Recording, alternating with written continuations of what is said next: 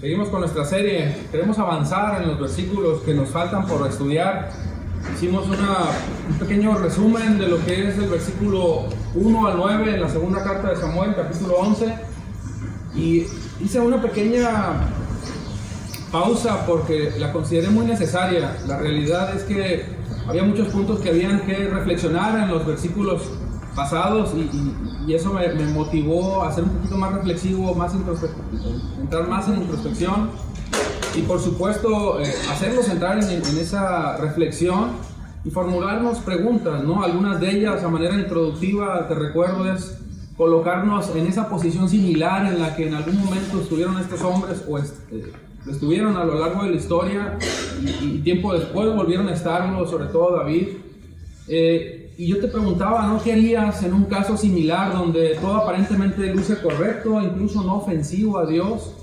Sin embargo, te decía, es interesante cómo Dios prueba nuestra integridad, incluso nuestra justicia, la forma en la que nosotros vivimos, la rectitud, y permítame ponerlo entre comillas, no porque juzgue su rectitud, sino porque usted debe meditar en ella para ver si realmente es de conformidad a lo que Dios establece. Te hacía otra serie de preguntas como ¿dónde descansa o sobre qué base descansa la base de esa integridad o rectitud en la cual tú has decidido apoyarte? Vaya, hay corrientes relativistas donde todas las cosas las ven buenas, no hay nada malo, o es relativo en función dependiendo, vaya, de cómo tú lo quieras ver. No hay verdades absolutas, etcétera, o esa cosmovisión de vida, o esas ideas moralistas que tenemos, o vamos arraigando nuestro corazón en base a los años de vida y esa formulación de verdad que nosotros empezamos a hacer. Yo te preguntaba en dónde descansa la base de tu integridad, porque obviamente si nosotros creemos en nuestro Señor, en su palabra, este tipo de corrientes no tienen ningún espacio en nuestra vida. Les decía que el ser humano no tiene posibilidad de ser llamado íntegro si no tiene verdaderamente una relación con Dios, porque solamente Él hace justo al impío y transforma nuestros caminos, y solamente a través de sus palabras nosotros podemos alcanzar la plenitud de vida y la integridad que Él nos demanda. Y por último te decía que nuestra integridad no sea doblegada. A partir de ahí yo quiero empezar el versículo 10, segunda espacio, o que es 10b, vaya, ¿no? Ahora sí que la segunda línea del versículo 10, porque ya analizamos algunas cosas del versículo 10. Sin embargo, yo quiero que tú veas cómo empieza una interesante plática. Todo ha sido una plática, pero aquí empieza algo fundamental, algo que llama la atención. Tiene que ver con una interacción entre David y Urías, y lo que tú vas a ver en este versículo tiene que ver con una interacción que habla de argumentos, habla de sus convicciones, y nos deja ver realmente lo que hay en el corazón de ambos. Esos argumentos nos permiten a nosotros meditar cómo piensan, cuáles son sus prioridades, cómo están discerniendo la situación por la cual están pasando y cuál es la verdadera posición en la que ellos están frente a esas circunstancias. Déjame ponértelo en otras palabras con este ejemplo. Ellos están frente a la balanza de la integridad, hermano. Yo así lo estudiaba, así lo interpretaba, porque en contexto lo que ellos van a hacer es colocar en esa balanza de la integridad todas aquellas cosas que ellos consideran que son valiosas, que los mueven o las aquilatan, y las van a poner frente a esa balanza. Sin embargo, del otro lado de la balanza se encuentra el peso justo, la unidad de medida correcta, la perfecta voluntad de Dios que nos enseña lo que es íntegro. Pero en esa interesante interacción, si prestamos atención, vas a ver argumentos que no pueden ser otra cosa sino también pretextos. Depende de cómo lo quieras ver. Yo lo veía como un pretexto, como un argumento falso, porque vemos que cada uno de ellos empieza a argumentar según su postura, según su posición, lo que considera que es correcto, y son una clara impresión de lo que ellos alojan en su corazón para hacer o no lo correcto. Déjame, me explico un poquito más leyendo el versículo, pero ve cómo es motivación o argumentos versus integridad que Dios demanda. El argumento de David David dijo a Urías: ¿no has venido a hacer un viaje? Si estás ahí conmigo, fíjate lo que está diciendo David. Es una pregunta. La pregunta es: ¿no has venido a hacer un viaje? Y la pregunta con la que él responde y descubre mucho de él es: ¿por qué no bajaste a tu casa? O sea, da por hecho que lo lógico es que tú hubieras bajado a casa. ¿Por qué razón? Porque él viene cansado. ¿De qué cosa? De hacer un viaje. David está poniendo una serie de explicaciones, una serie de argumentos, una serie de respuestas que nos hacen a nosotros suponer dónde está su corazón. David al mismo tiempo no solamente está exponiendo argumentos, sino que está buscando una respuesta del por qué Urías está respondiendo de la manera en la que ha respondido. Es decir, déjame ir un poquito para atrás. La lógica es que Urías hubiera descendido a casa, ¿no? Pero la realidad es que no fue así. Entonces David se está preguntando y al mismo tiempo está pidiendo una respuesta. ¿Por qué no hiciste lo que te pedí? O sea, si tienes razones para hacerla, ¿por qué no lo hiciste? ¿Por qué no bajaste? ¿Por qué no descansaste a casa? Ahora recuerde que esta era la segunda ocasión que se lo pedía. Sin embargo, Urías estaba desobedeciendo la instrucción del rey. David está confundido, hermanos. Y cualquiera en su posición, ahora me voy al lado de Urías, hubiera pensado, bueno, ¿por qué no lo hago, no? Ya te había comentado esto, no lo voy a volver a hablar, pero cualquiera diría, bueno, aprovecho el momento. Pero date cuenta, y es el punto en el que quiero centrarme yo, cómo el argumento de David es sumamente antropocéntrico, sumamente ególatra, porque está enfocado en él mismo.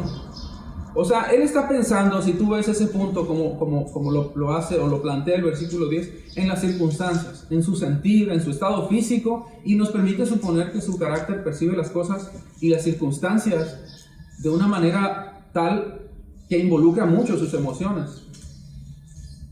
Miren, todos aquí, de alguna manera, siempre, tal vez unos más, otros menos, pero siempre somos golpeados por ese lado emocional. Y no está mal, hermanos, ¿eh? Yo no estoy diciendo que ser emocionales sea malo. Somos personas que tenemos emociones, expresamos emociones, y es correcto. Sin embargo, hermanos, el punto a donde te quiero llevar es que a esas emociones, por supuesto, deben de ser colocadas también en un lugar. Y date cuenta cómo David, en un tiempo de guerra, en un tiempo donde debería estar en la batalla, donde debería estar haciendo lo que debería estar haciendo el rey en ese momento, no lo estaba haciendo. ¿Por qué? Porque las circunstancias a él lo estaban influyendo demasiado. Date cuenta cómo en esa balanza de su corazón, él está aquilatando mucho esas necesidades que demuestra su cuerpo.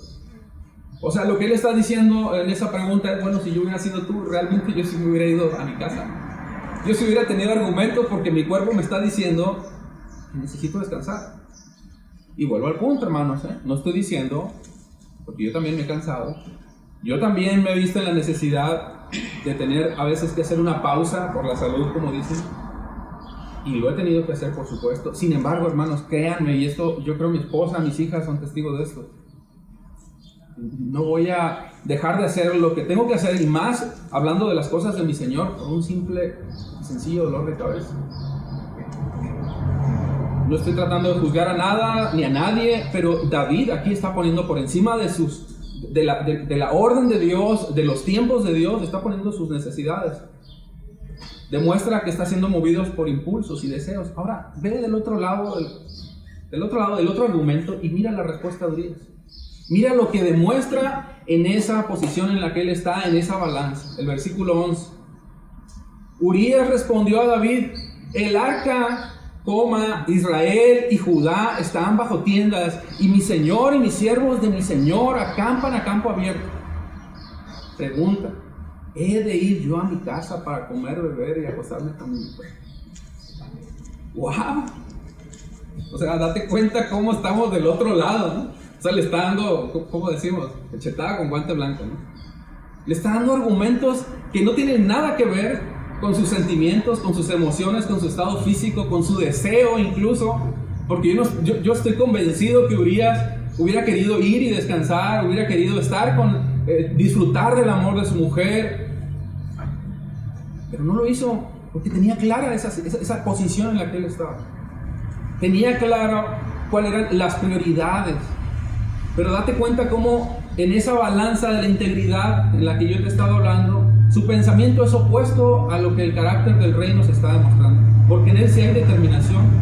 Hay un estado físico que seguramente debió haber estado cansado, con emociones, por supuesto, salidas tal vez no fuera de control. Bueno, no creo que fuera de control porque lo supo controlar. Pero fíjate cómo sus argumentos en ningún momento vienen a ser un pretexto, incluso autorizado por el rey, para que él hiciera lo que quisiera. Él pensaba en la gloria de Dios, en el amor de su Señor, en la empatía por las dificultades que vivía el reino, su amor por los siervos del Señor, o sea, por Joab y los que estaban ahí. Y yo no afirmé esto, pero por lo que alcanzo a entender en estos versículos, yo veo un temor de Dios en su corazón. Yo te decía, yo no sé si este hombre es creyente, yo no sé si la historia no nos da más detalles, no encontré información histórica que me diera más detalles acerca de este hombre, pero sí te puedo decir una cosa, este hombre teme a Dios. Este hombre teme a Dios de una manera en la que a mí me está asombrando. Incluso yo platicaba con mi pastor días atrás y decía, este hombre bien pudo haber sido rey también. Wow, o sea, era un hombre justo también. Y digo también porque David fue hallado justo delante de Dios y era, él mismo lo llamó un hombre conforme a mi corazón. Y si Dios lo dice, no tengo nada que objetar. Sin embargo, estamos viendo algo bizarro, les decía yo, ¿no?, en el carácter de David. Sin embargo, ve cómo Urías nos está demostrando un carácter, wow. Está demostrando su verdadera lealtad al rey, al reino, su amor al prójimo, su lealtad y su amor al rey. Este hombre era un profesional y yo me imagino como cuando a veces vemos a esos deportistas o a esos soldados, ¿no?, que están siendo recluidos y están en modos de preparación o en concentración, y lo que hacen es centrarse en ese objetivo, en lo que ellos quieren. Si es deporte, bueno, pues tienes que guardarte el cuerpo, yo qué sé, abstenerte de ciertos alimentos, yo qué sé, no tantas cosas. Ahí ¿cómo se llama? El nutriólogo les dice. Pero si eres un soldado, tú estás enfocado en la misión. Solo piensas, solo mueves, solo te mueves, solo respiras y estás 100% dedicado a lo que tiene que ver con el objetivo. Y sigues con estricto apego las reglas que se te están indicando para estar concentrado. O sea, esta persona, o en este caso Urías, era ese tipo de soldado. No estaba rompiendo filas, hermanos. Él no estaba relajándose. No estaba desconcentrándose emocionalmente. No tenía razones ni incluso en sí mismo para desconcentrarse. Él quería estar concentrado y enfocado en lo que tenía que hacer. De ahí que podemos ver nosotros en estas dos interacciones como la balanza, por un lado, nos muestra a un David sumamente relajado y por otro lado a un hombre que no iba a abandonar esa posición. ¿Y cómo lo sabemos nosotros? Porque en el versículo 11, si tú lo lees más adelante, dice que él literalmente eleva votos a Dios ante el rey, diciendo que incluso ni por su vida, ni por su vida, por la vida del rey y por su alma, que no abandonaría o que no haría tal cosa. Y ahorita vamos a llegar a ese punto. O sea, esa es su convicción y ahorita vamos a entender qué significa eso. Pero date cuenta cómo en la orden, cómo en el deseo de Urías, él expone argumentos que tienen que ver, fíjate, y esto me llama mucho la atención y tiene mucho que ver el orden en el que lo expone. Dice el arca. Fíjate, el arca, ¿sabes tú qué es el arca o qué representa el arca? La misma presencia de Dios. Israel y Judá. ¿Quiénes son Israel y Judá? Bueno, todo el pueblo. Pero después dice, mi Señor. Está hablando de su respeto en este caso a su jefe, a su comandante, a su líder. Le tenía amor, le tenía respeto a su superior, incluso al mismo rey David. Pero después dice los siervos, refiriéndose a sus colegas, a sus soldados, amigos, compañeros, a quienes también respetaba y amaba. En otras palabras, hermanos, tú date cuenta cómo esa forma en la que él expone sus argumentos para decir por qué no lo hizo, tienen que ver con Dios. Tienen que ver porque conoce a Dios. La gloria y presencia de Dios mismo que simboliza el arca fue una de las razones por las cuales él no hizo lo que David le ordenó. Después dice, Israel, Judá están bajo tiendas. En otras palabras, el reino, el pueblo entero está ocupado en la batalla, están a campo abierto, los soldados están al límite del estrés, padeciendo de toda clase de necesidades, expuestos a peligros de día y de noche. Sin embargo, no encuentro motivos por esto también para ir y descender a mi casa y descansar. Y dice, ¿he de ir yo a mi casa para comer y beber y acostarme? O sea, en realidad, David, ¿tú me estás pidiendo que me vaya y me relaje y vaya y todavía disfrute del amor de mi esposa? Y es como dicen, ¿no?, los muchachos, ¿es en serio? ¿Me estás preguntando eso? ¿Cómo me estás diciendo que yo haga eso? Si no estás viendo acaso las formas, todo lo que está pasando en el reino y tú estás muy relajado tomando decisiones tan light, ¿no? Literalmente, hermanos, Urías le está dando una cátedra a David en este sentido. O sea, le está diciendo, tú no deberías, ni incluso tú siendo rey, de estar en el palacio, sin embargo, aquí estás. Y yo te estoy poniendo el ejemplo, en este caso, Urías, ¿cómo mantengo esa posición? Me mantengo firme en mi determinación de hacer lo que tengo que hacer, incluso mis emociones o las circunstancias me van a mover.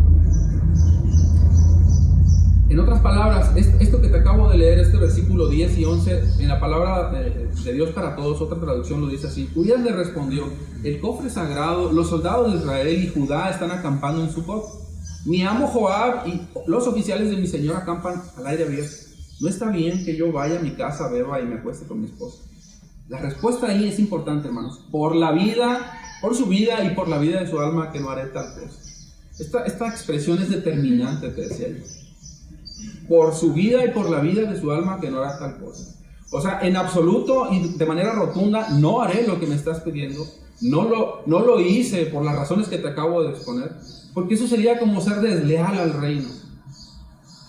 Él lo percibía así, él lo entendía así, jamás, no importa incluso cuánto me embriague, cuánto pueda yo estar fuera de mis cabales en cuanto al juicio por estar embriagado, de acuerdo a la historia que analizábamos entre David y Urías. No importa cuánto ame a mi mujer o cuánto cansado esté o afligido y necesitado de mi cuerpo, nada me hará desenfocarme de lo que yo tengo que hacer. Y esto es muy interesante en la historia, hermanos, porque a nosotros nos enseña, a nosotros también, cómo debemos de estar enfocados de la misma forma en la que este soldado lo está. Esta expresión es como un voto de lealtad a la más alta autoridad y representa un símbolo de respeto, amor, servicio a las necesidades del reino, y que en caso de hacer lo contrario, en caso de decepcionar la confianza del rey, él pagaría con su vida. Esto es lo que está diciendo Urías. Yo en verdad, cuando leía esa historia, yo decía, wow, interesante. Cuánto Dios nos enseña en estos dos versículos tan sencillos, tan sencillos de leerlo, y a veces tan rápido los pasamos que no meditamos en lo que está explicando esta historia. Pero nos coloca a nosotros en la misma posición, hermanos, para analizar nuestros argumentos, argumentos que muchas veces se convierten más en un argumento, un pretexto que me coloca del otro lado de la balanza para no hacer lo que Dios me está diciendo que debo hacer. Ahora, aquí había una convicción de Urías, porque yo te decía, ¿podía Urías haber ido a casa y descansar? Por supuesto, hermano, por supuesto que sí, pero él tenía la convicción de que no, por las razones que ya analizábamos antes, los tiempos, etcétera, etcétera. Incluso los reyes debían estar en batalla. Pero yo pensaba que en esta historia, hermanos, nosotros pudiéramos pensar que a lo mejor la mente de David se iba a resetear y iba a decir, wow, Dios me está poniendo un baile, ¿no? Literalmente me está dando una cátedra de lo que significa ser justo y ser leal. Sin embargo, hermanos, ustedes conocen la historia, nosotros la estamos analizando.